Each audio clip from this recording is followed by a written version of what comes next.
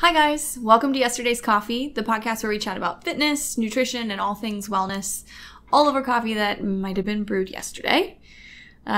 Today we're talking about cardio. Yeah. Different types of cardio, who should be doing this kind of cardio, making sure that we're not wasting our time walking on the treadmill. Or just running endless miles. Or, yeah. Cardio is something that not everybody loves to do. I would say most clients talk about cardio pretty negatively. So we want to make sure that nobody's out there wasting their time, and that if you're going to be doing cardio for any reason, that you should be doing it the smartest, most efficient way possible. Absolutely.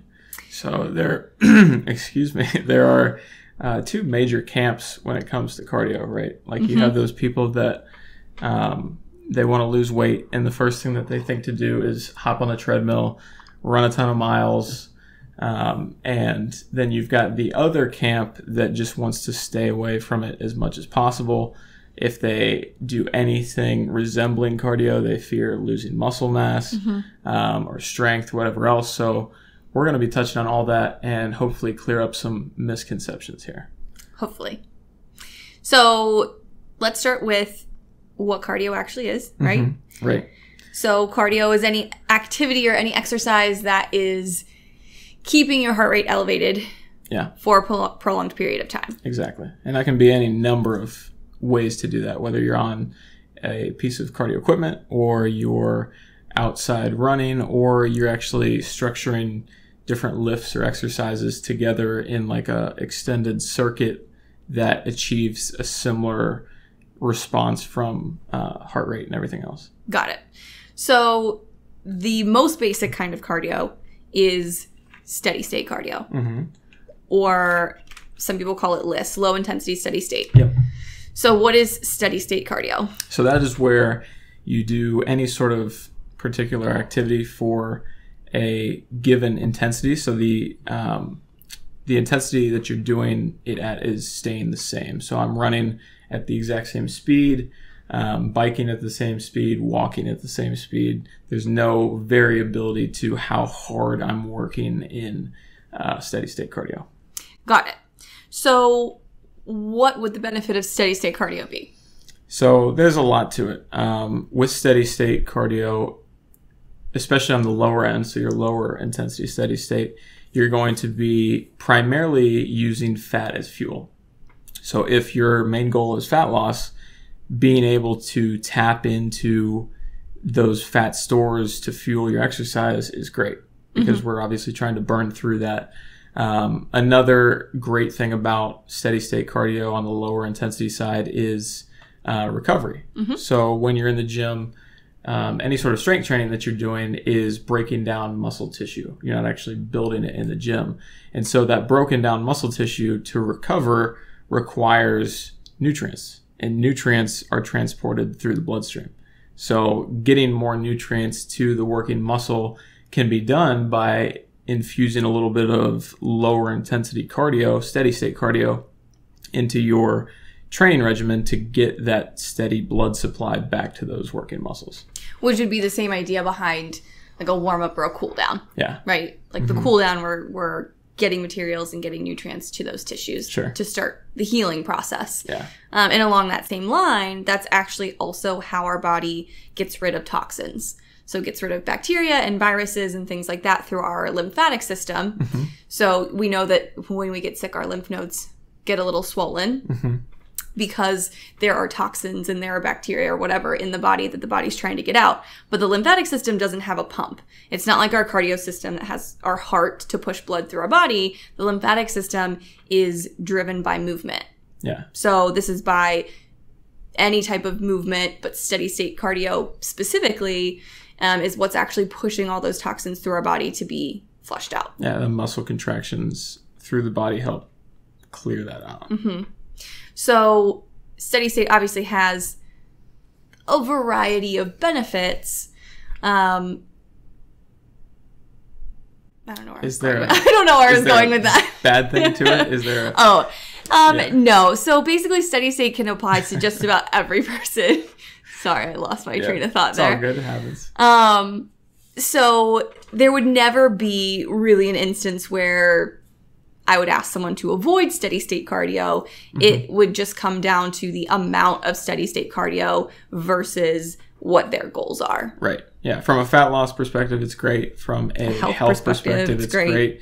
The one area that you would avoid a ton of steady state cardio is if your main goal is building muscle. So if you're trying to get bigger, you're trying to build muscle tissue, the last thing you need to be doing is expending copious amounts of energy on steady state cardio, which isn't contributing to that goal in any way, shape, or form. From an overall muscle building standpoint, that's not saying get rid of it altogether, but keep your volume of that cardio under control. You wouldn't want to be doing hours and hours of steady state cardio if that's your goal. But that's kind of the only use case where you would even be that worried about how much of it you're doing. Got it. So steady state is for a prolonged period of time. We're just staying at the same heart rate, basically. Right. Steady state, even intensity the whole time. Whatever speed or whatever incline, you're not really changing anything. There's no variation, no variability. Right.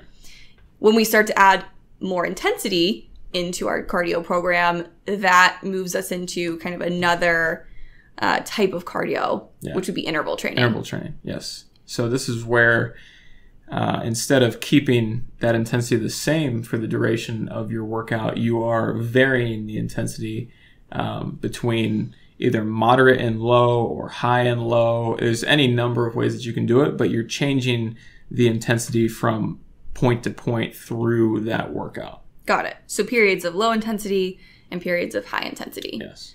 But still keeping that heart rate elevated above like a resting rate, typically. Yeah. So that's there are sections that you're going to be at more of a resting rate, and those are kind of interspersed with those higher intensity ones where you're really trying to ramp your heart rate up. Got it. So I think a really big benefit of interval training and why it's really trendy right now is that it saves people a lot of time. So steady state can be more convenient to kind of, build into your daily life by taking walks or being more active. But if you're having, intentional exercise sessions, HIIT training is a really good way to get more out of your time. Yeah. So you can get more done in the same amount of time or more done in less time. Right. Typically. Yeah. So where steady state cardio can burn a higher percentage of fat, if we're talking about a fat loss goal, this interval training can help burn more fat overall because we're just burning more calories. More calories, yeah. Yeah, and part of the difference between these two, steady state and especially high intensity interval training, is the way that your body's going about burning the fat. So in steady state cardio, you're only burning excess amounts of fat and calories while you're doing it. With high intensity interval training, your body goes through a ton of work. There's a ton of stress. And what happens is you actually build up an oxygen deficit. And what happens is with that oxygen deficit, your body is required to work a lot harder, a lot longer. And this actually goes beyond just the duration of the exercise. So you go through this process called EPOC, so excess post-exercise oxygen consumption. Got it. Quiz me on my exercise science, right? Where that oxygen debt is built up from that high-intensity work. And for your body to recover from that, it's keeping everything upregulated. So your heart rate stays up for longer. A number of hormones stay up longer. You essentially just burn more calories overall for up to I think it's a 24 to 36 hour period following that high intensity interval training. So you've kind of got two wins with that. You can condense the amount of work that you're doing time-wise, and then once you've stopped the exercise, your metabolic rate is still elevated for a lot longer. Got it. So you can continue to burn more calories and get more out of that session. Now, the other side of that is it's a lot more demanding. And so it's very similar to strength training in a lot of respects, in that it can impact your recovery significantly. So if you've got a lot of strength training already in your plan, and then you try to add a ton of HIIT training on top of that, that might lead to overworking yourself a little bit. There's a number of things that could go on. It can hinder your recovery, which we know, we've talked about before, will then hinder your progress, whether that's fat loss or whether that's muscle building. Yeah, and it's not to say that you can't do high-intensity interval training following strength training by any means. There are plenty of situations where you might do it. It's just something to account for. Whereas if you throw in some easy steady state cardio after a heavy training session, that's not really going to negatively impact your recovery. Got it. So far we have steady state where we're kind of stuck burning calories only during that time. And then we've got high intensity interval training where we're able to burn calories for a longer period outside of that, which mimics kind of the way that strength training works, because after strength training, we are also burning calories for a longer period of time just because of the recovery process. So how would both of these things be related in terms of like heart rate training? So they're both elements of heart rate training on their own. When you look at heart rate training specifically, what you're doing is analyzing how you're setting up the exercise from a different metric. So instead of looking at the intensity itself is what you're changing up, from a heart rate perspective, you're targeting specific heart rate ranges, which obviously go hand in hand with intensity. So they're both aspects of heart rate training. The reason why heart rate training is beneficial is because depending on the intensity that you're at, your body is going to be affected in a different way. So if you've got a performance goal from an endurance perspective, then you want to be training in different ranges around what your race pace is. You want to be able to push yourself beyond what that may be. And you also want to be training in certain areas of recovery. If you have a fat loss goal, then there's going to be very specific ranges that, like we talked about earlier with low intensity steady state, where you're burning a higher percentage of calories from fats. But then on the flip side of that, if you crank up the intensity, even though the percentage of fat that you're burning at that higher intensity starts to drop, you're still burning more calories overall and burning more fat overall. So a balanced program incorporates all of that into it together. Absolutely. So a heart rate training program would include elements of steady state, or what we would just call like a lower intensity zone. Right. Yeah. And then HIIT having some higher intensity zones, but heart rate training also kind of has like this middle ground, right? Yeah, there's definitely plenty of room in there for moderate intensity, and that's definitely going to go hand in hand with improving your cardio and endurance long term. So that's where we're getting into talking about anaerobic threshold, and so really pushing that barrier of how much work your body can do before you're doing work beyond the amount of oxygen you can bring in and use. And so that's that anaerobic threshold where you start to create lactic acid and you feel the burning in the muscles. That's when you've pushed beyond your cardio capabilities. Sure. Because you're in that element of the oxygen you're supplying to that working muscle is no longer adequate. So you're tapping into anaerobic systems, which is where that lactic acid is a byproduct of. Sure. So it all depends on what your end goal is with where your focuses are from a heart rate. Absolutely. It all depends on what specific goals that you have for heart rate training. But what we know is that during heart rate training, no matter, what your goals are, that we'll be circulating between, these lower intensity steady state type zones, these medium zones, and these high intensity intervals, right? Yeah. So all three of those levels are going to be included. Definitely. And so with heart rate training, there's a number of ways to start. One of the easiest ways is through monitoring your heart rate during different intensities. So if you have a heart rate monitor, one thing that you can do is go, say, hop on a treadmill and put it at a certain speed. So if we start at 3 miles an hour, keep the pace there for a couple minutes, monitor your heart rate, see what it's at, record it, then bump it up to 4 or 5 miles an hour. Same thing, a couple minutes, see what your heart rate kind of stabilizes at. and work your way up that spectrum of intensity until you get to a point where you can't go any further. And so then you have this whole range of heart rates along with the speed or intensity that gets you there. And so then you can structure your training in such a way that your days make up different ranges here. So so like I just said, those ranges of being like low to medium, low to high, medium to high, however you want to set that up. But by going through this process of finding out how your heart rate is going to respond to these things, you find out that exact speed and that exact incline or the, you know, amount of time needed to elevate your heart rate in a certain way. Right. Because that's the most important part.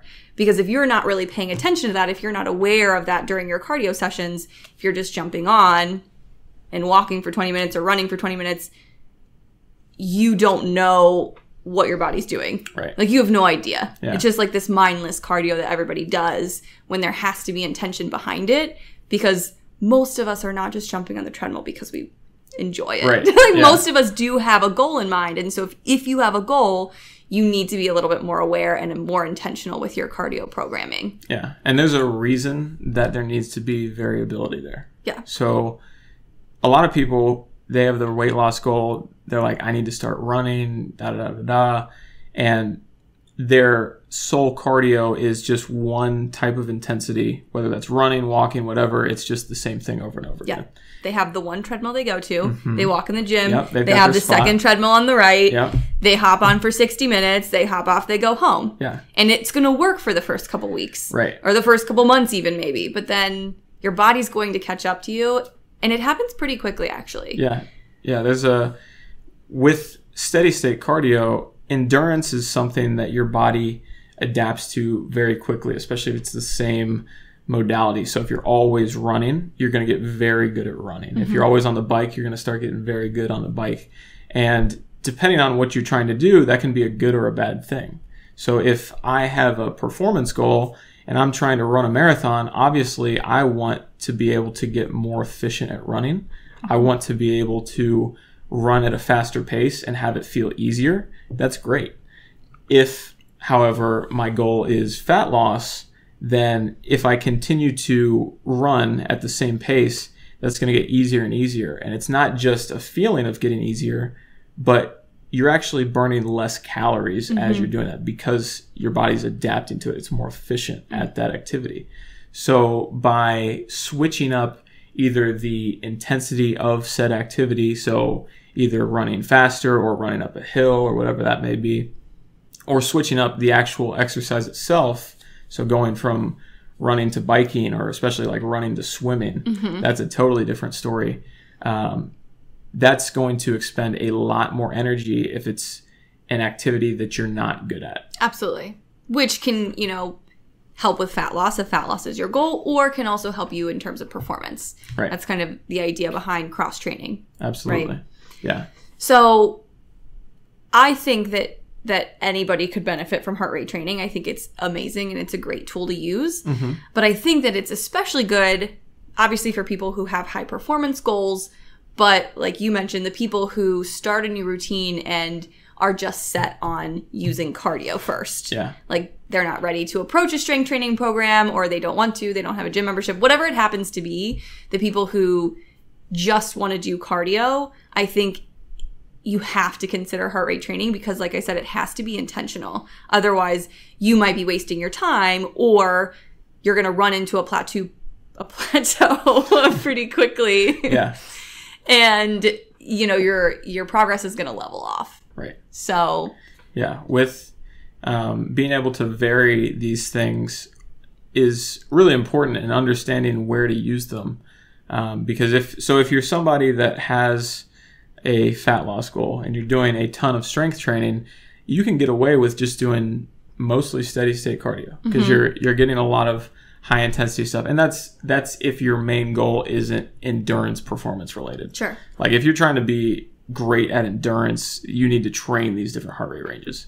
If we're just talking about body composition, depending on the way that the rest of your training looks, maybe you only need steady state. But like you were saying, if you're not doing any sort of strength training work, nothing that replicates that, then having some semblance of training where your heart rate is approaching all these different numbers and levels is really important. Because it's the variability. At the end of the day, with cardio or strength, it's the variability that's going to push your body to progress. Because our body's adaptations are what require this variability, but that's what progresses us either towards performance or towards fat loss or whatever our goals happen to be. Right. Yeah. With this variability, there's a couple ways to do it. So there's the changing the intensity, right? So if you really just love one activity, you can continue doing that activity, but you've got to change up the intensity in some way. So you can do faster speed, you can do more resistance, say if you're on a bike or if you're on an elliptical Stairmaster, or you can change the entire activity itself.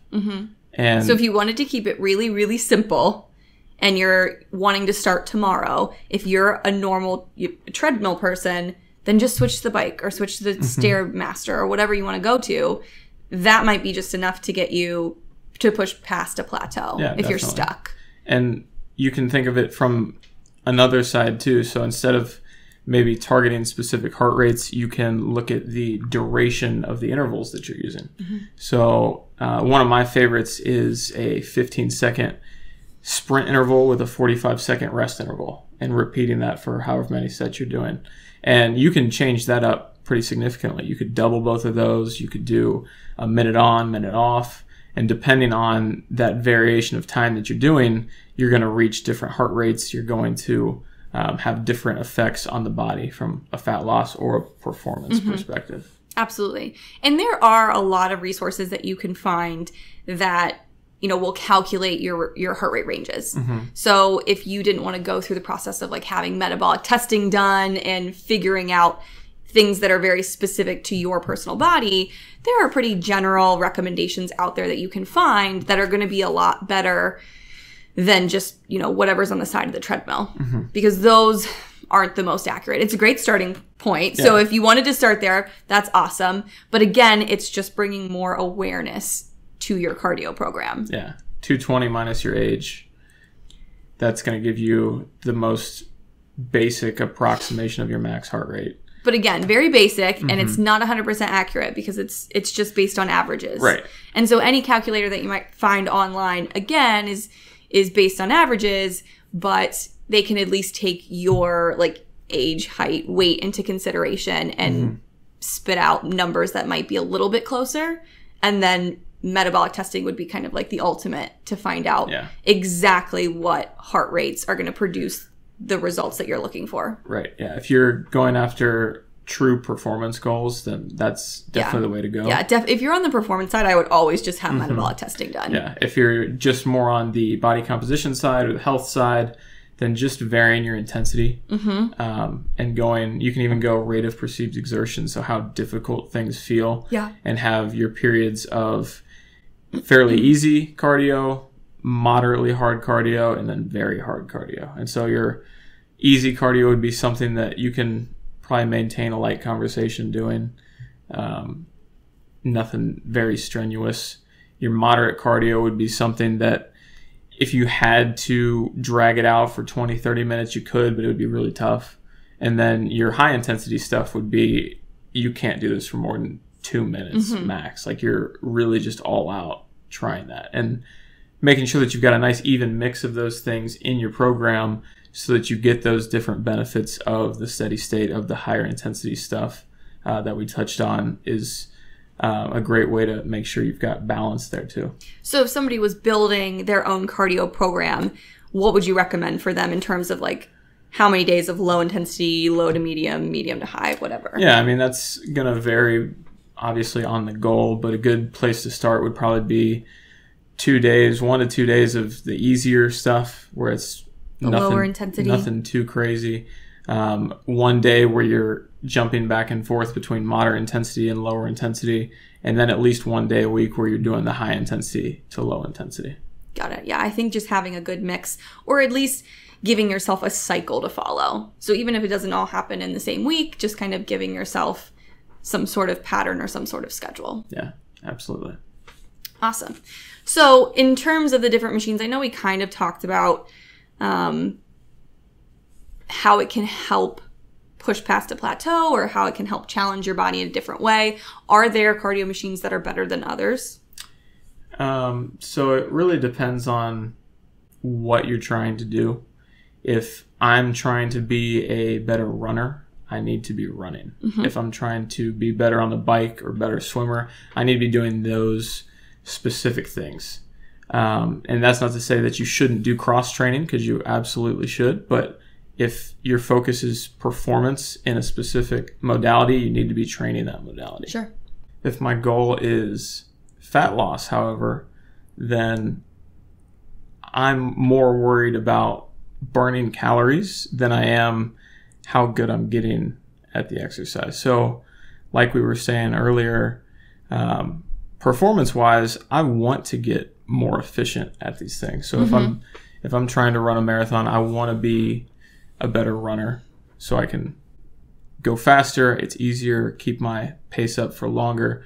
But with the fat loss side of things, if I'm continuing to do the same thing over and over again and getting better at it and more efficient at it, then I am burning less calories. You're burning less calories. And so in that respect, it's a good idea to either mix up the machines or mix up the intensity. So if you're finding yourself always getting on the treadmill, then maybe hop on the bike a couple times a week, or go swimming. Like if you have access to a pool and you're not a swimmer, you're going to feel an immediate difference in how taxing that motion is versus absolutely. Well, because it's running. using your entire body. Yeah. I think that's important when you're talking about cardio machines, in that the machines that require you to use more muscles or more parts of your body together are going to be the ones that burn the most calories, sure. right? So if I'm doing something like the Stairmaster or even something like walking on the treadmill,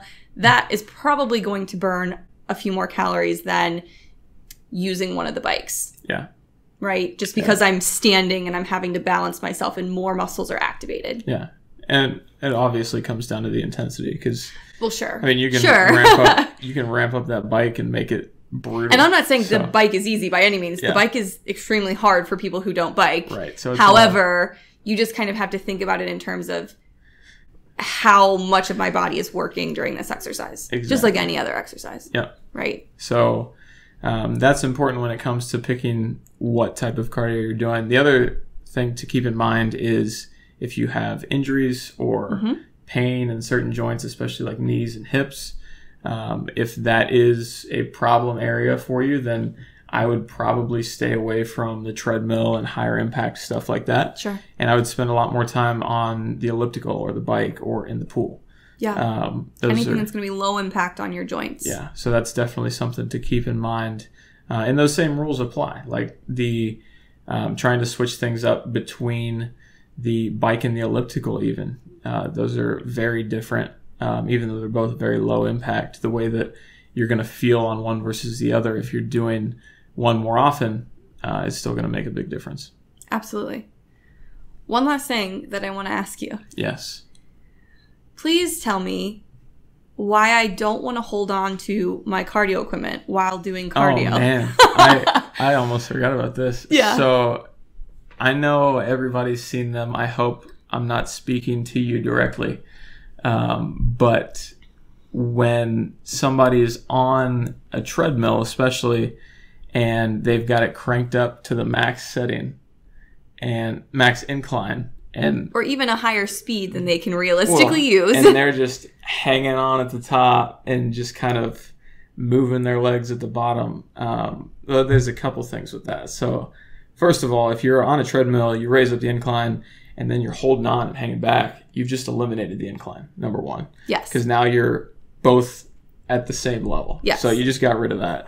And number two, it's so much easier, but people love to see that calorie number on the machine go up that much faster, right? Because obviously if you're working at a higher speed or higher incline, you're gonna burn the more calories are going to rack up faster. The machine doesn't realize that you're not doing that extra work, though. So even though it might fool you, it's not benefiting it's not you any. really helping your body. Yeah. Right? Because what we're doing when we're holding on to the handles is we're losing a lot of the lower body activation and core activation that you're getting by trying to keep your balance and using the right muscles to walk up a steep incline. Right. Your lower body's not even pushing yourself forward. At this point, you're literally just hanging on with your shoulders and your neck at that point. Like people are just like straining. And you're just moving your legs fast enough to keep them there. They're not actually pushing anything forward. Exactly. So get your hands off the treadmill. Use your actual muscles to push you forward. Yeah, exactly. That was a good point. Well, that's just something that not a lot of people realize. The other thing too is that, walking on a flat treadmill